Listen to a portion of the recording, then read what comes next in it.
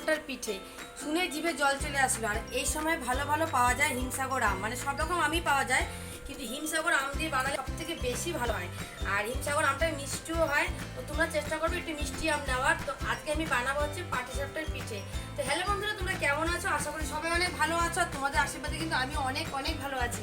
তো চলে আসলাম পাটিসাপটা বানানোর জন্য। তো চলো কী কী দিয়ে পাটিসাপটাটা বানাবো সবটাই তোমাদেরকে দেখাবো। আর এখনই আমি সবটা বলবো না, মানে বানাতে বানাতে তোমাদের সব বলা হয়ে যাবে। তো চলে এসেছি অনেক কটা হিমসাগর আম নিয়ে, আর কটা লাগে দেখছি, সব দেবো না, অল্প কটাই দেবো। তো তার আগে আমি বানিয়ে নেবো পুরটা। আর আমি কিন্তু নারকেল নিয়ে আসিনি, আমি ক্ষীর দিয়ে বানাচ্ছি পুর। তো প্রথমে আমি আগে ক্ষীরটা বানিয়ে নিচ্ছি, আর ক্ষীর বানাবো শুধু চিনি দিয়ে। আর এদিকে ক্ষীরটা হতে হতে আমি হচ্ছে আমগুলো ধুয়ে নেব।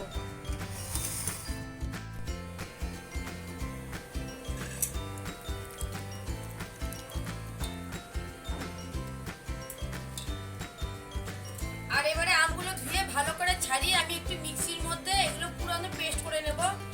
তো এই দেখো আমের যে খোসাগুলো আছে খোসাগুলো আমি ছাড়িয়ে মিক্সির মধ্যে একদম পেস্ট করে নেব।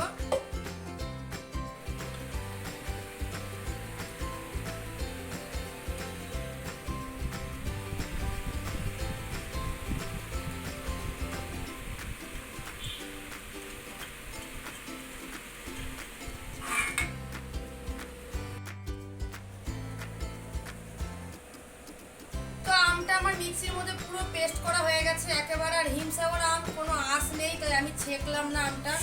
তো চলো এবার তোমরা অন্য কোনো আম দিয়ে করলে কিন্তু ছেঁকে নেবে, ছেঁকলে একটু ভালো হবে আর কি। তো এই আমি কোনো আঁশ নেই দেখে আমি একেবারে ছেঁকলাম না, নিয়ে নিলাম। তো এবার আমি এর মধ্যে এক এক করে উপকরণগুলো মিশাবো। কি কি মিশাবো দেখিয়ে দিচ্ছি চলো। প্রথমে আমাদের দিয়ে দিচ্ছি সুজি, তারপরে এর মধ্যে দিয়ে দিচ্ছি ময়দা, তারপরে এর মধ্যে দিয়ে দিচ্ছি চালের গুঁড়ো, স্বাদ মতন চিনি দিয়ে দেবো, বেশ মিষ্টি মিষ্টি হবে সেরকম ভাবে চিনি দিয়ে দেবো। এবার এর মধ্যে দিয়ে দিচ্ছি এক বাটি দুধ,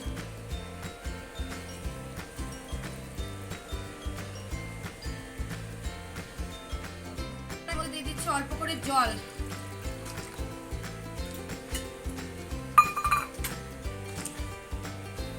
এবার আমি ভালো করে এটা মিক্স করে নেব, গুলিয়ে নেব আর কি। খুব সুন্দর একটা কালার হচ্ছে কিন্তু।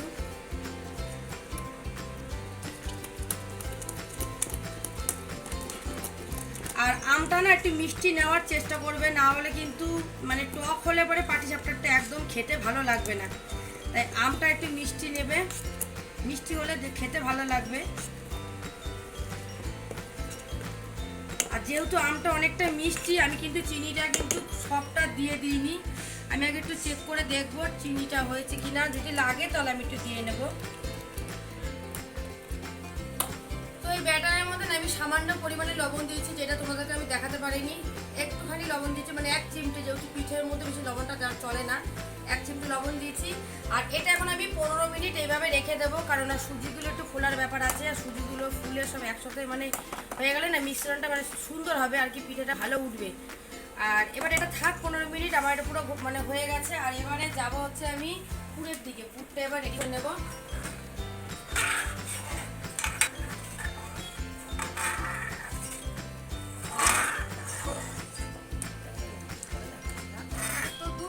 অনেকটাই ঘন হয়ে গেছে। আর এবারে এর মধ্যে দিয়ে দেবো চিনি। আর চিনি দিলে কিন্তু একটু পাতলা হয়ে যাবে, আবার একটু জাল দিয়ে নিতে হবে। তো আমি একটু পরিমাণ মতন চিনি দিচ্ছি, লাগলে আমি পরে আবার দিয়ে নেবো। দিয়ে এবারে আবার ভালো করে জাল দেবো।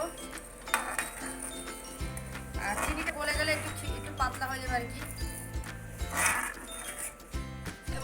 দুধটা আমার পুরো ঘন হয়ে গেছে। এবারে দেবো আমি চালের গুঁড়ো, এটাকে পুরো ক্ষীর বানানোর জন্য। আর চালের গুঁড়োটা কিন্তু দিতে হবে, নাহলে কিন্তু ক্ষীর হবে না ভালো, একেবারে পাতলা ভালো লাগবে না। এটা চালের গুঁড়োটা দিয়ে অ্যাকচুয়ালি ক্ষীরটা বানাতে হয়। তো আমি এবার ভালো করে একটা জাল দিয়ে নেবো, আর অল্প অল্প করে দেবো, আর কিছু করবো, খুব বেশি দেবো না।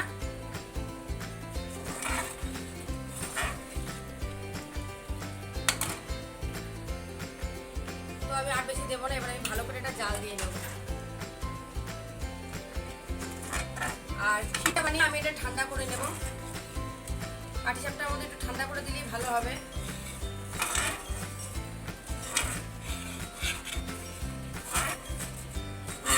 ভালো করে রাখতে হবে, নাহলে লেগে যাবে। দেখো আমি এইভাবে করে নিয়েছি, এই যে না পাতলা না টাইট। তো এইভাবে পুরটা করা হয়ে গেছে, পুরটা ঠান্ডাও করে নিয়েছি আমি।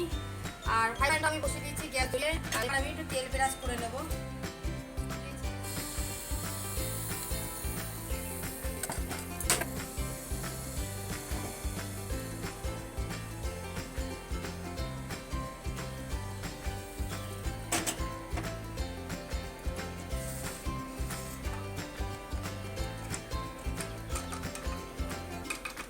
শীতকালে যে পিঠাটা খাই ওটা কিন্তু গুড়ের এক টেস্ট আসে। সেই সময় নড়ির গুড় ওঠে ভালো, খেজুরির গুড়। আর এখন হচ্ছে আমের সিজন, তাই আম দিয়ে পিঠাটাও কিন্তু দারুণ লাগবে খেতে। তোমরা এইভাবে করে খেয়ে দেখবে, ভালো লাগবে খেতে, একটা আমের ফ্লেভার আসবে। তো এবার দেখো আমি এর মধ্যে ক্ষীরটা দিয়ে দেবো। আর একটু টেনে নিলেই ভালো হয়।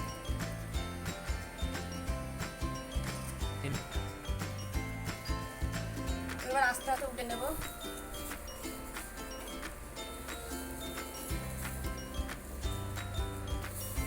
খুব সুন্দর দারুণ হচ্ছে পিঠেগুলো, মানে পিঠেটা সবার থেকে ভাজলাম।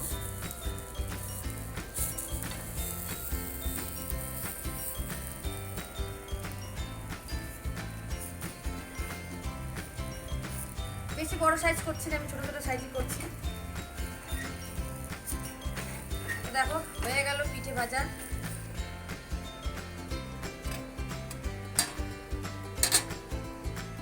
আর যতবারই ভাজবো ততবারই কিন্তু আমি একবার করে ব্রাশ করে নেব।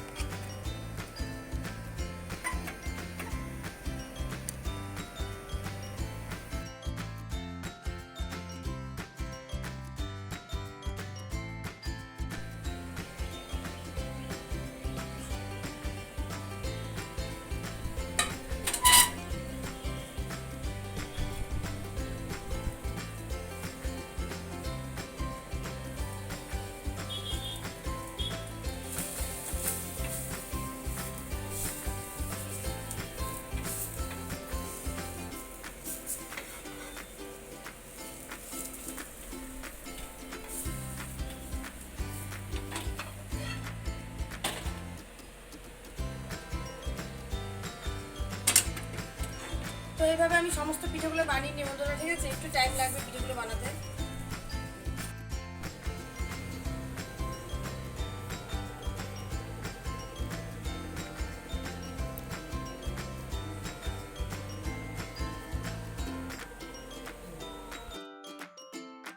সমস্ত পিঠেগুলো আমার ভাজা হয়ে গেছে, লাস্ট পিঠে একটাই ছিল।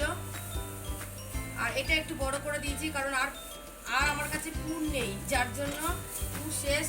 তো যা ব্যাটার ছিল আমি একবারে একটা বড় পিঠে বানিয়ে নিলাম। তো এটা আমার হয়ে গেল। আর তোমাদের একটা ভেঙে দেখাবো, তার আগে বলে কিছু কথা বলে নিই।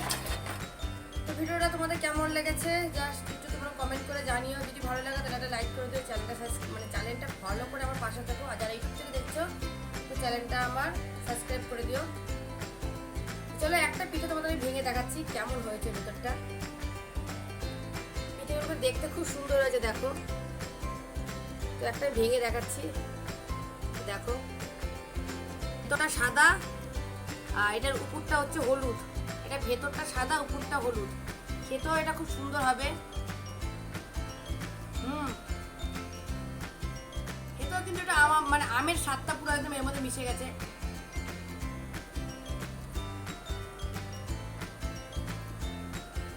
করা খাবো। তো বন্ধুরা খেতে খুবই খুবই সুস্বাদু ছিল, তোমরা ট্রাই করে দেখতে পারো। এখন আমের সিজনে ভালো লাগবে।